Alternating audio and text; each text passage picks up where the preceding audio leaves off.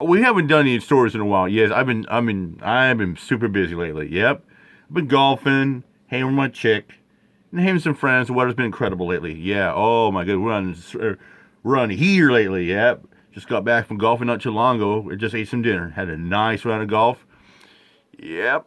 Got some time to do a couple news stories before I go spend time with my chick for the weekend. Oh yeah. We're going to do some intertube, but first we got a couple good cop stories right here. We're starting with this one. A killer cop opens fire on an unarmed black man holding a cell phone. And what's even worse was the stupid Aurora, Colorado department tried to justify it and say, oh, then they tried to cover up saying he was holding a weapon and a gun. But it's so crazy. Like I said, you got cops that open fire when you're holding a phone, your wallet, I've seen a video where a guy is saying, "Here's my ID," and he's shooting point blank, killing him. And they cry like, "Oh, shots fired, shots fired, shots fired," or they'll just say, "Gun, gun, gun, gun, gun," or they go around and say off safety and talk about, "Oh, they were fear for life over someone holding a phone or a wallet, an ID, or a camcorder." Absolutely crazy. Check it out.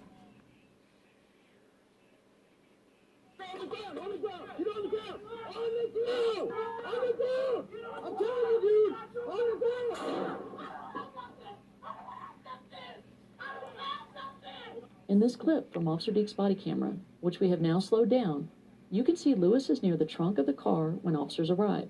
Again, you can see his hands are visible and empty.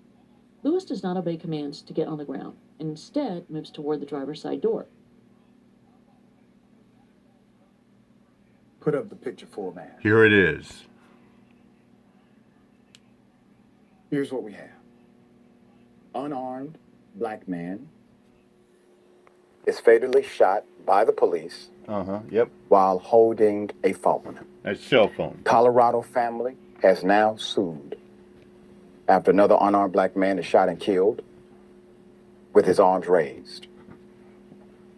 Unarmed 37-year-old black man is Kalen Lewis. Kalen Lewis. Mr. Lewis was shot dead and killed by a Colorado cop last year after raising his hands while holding a cell phone. But it took nearly a month of Aurora police to acknowledge Lewis had been unarmed and holding a cell phone when he was shot and killed by a cop named Michael Diak, despite multiple body cameras capturing the shooting. The officer fired a single shot within seconds of first telling Lewis to get on the ground. Body camera video shows Mr. Lewis was bending down with his hands up in complete compliance, apparently trying to comply with conflicting commands, by the way. 18th Judicial District Attorney John Kellner said his office determined, quote, there is no criminal liability on the part of Officer Michael Diak stemming from this OIS, end quote. The case was presented to a grand jury for consideration, but the grand jury, quote, declined to accept the case for further investigation, according to the DA. Now, anytime there's a grand jury involved, it is secretive. The format is generally not allowable for public review, meaning no public records request will be adhered to, and the prosecutor gets to present the case as they choose without any type of oversight. My point is, if you don't want an indictment, go to a grand jury and argue a weak case. Last month, exactly 1 year after the shooting, Lewis's family filed a wrongful death lawsuit against the Aurora Police Department, accusing the cops of using excessive force and negligence. A little probable cause. So Lewis's shooting took place May 23rd, 2024, as the SWAT team was moving in to arrest him on a warrant for an attempted murder stemming from a shooting earlier that month. In the shooting that took place on May 5th, 2024, surveillance video shows a passenger from inside the red Monte Carlo shooting toward individuals inside of a black SUV, according to an investigation by the local 9 News channel. This was published October 2024.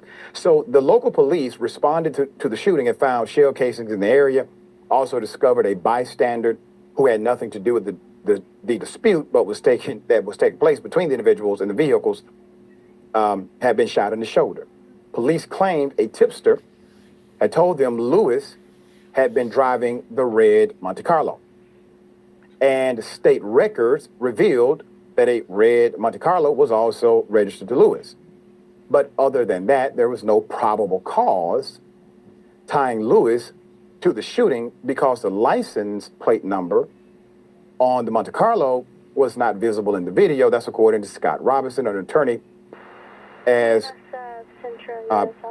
this attorney described based on legal analysis to 9 News. So in 2021, Aurora police were sued over another incident in which they wrongly detained a black family at gunpoint, 2020, ordering a mother and her 3 children to lie on the ground, wrongly believing the mother had been driving a stolen car.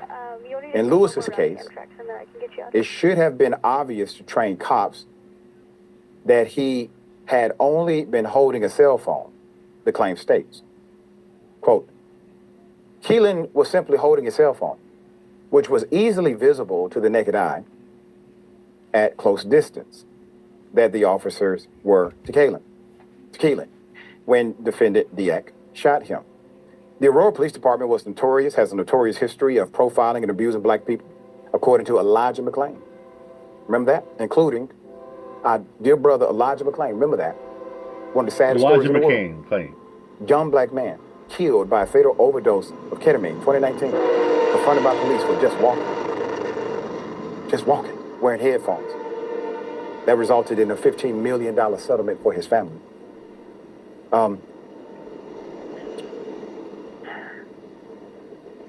The officer who decided to kill Mr. Lewis, at minimum, a case should have been presented for negligent homicide. That's minimal. That's the absolute bare minimum.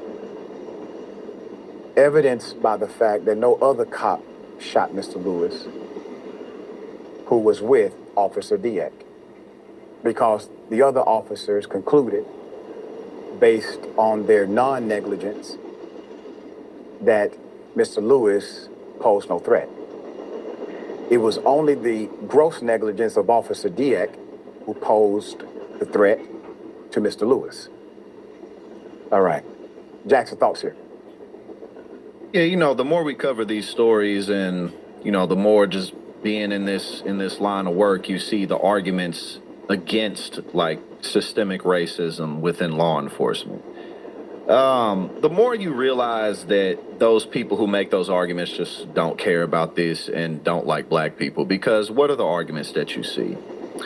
It's usually they deserved it in some way. He should have done this, he should have done that, he shouldn't have ran, he should have kept his hands up or whatever. Well, that's just it. I mean, you got the thin blue line lovers and, the frauds. They always go around, oh, she just comply or she just obey or she, or, F around, find out or something like that. Or just like, they want to always talk about officer safety and, or, how's that cop supposed to know it was a phone? Well, you could see pretty obvious. But, the thin blue line, they just make excuses. Whatever.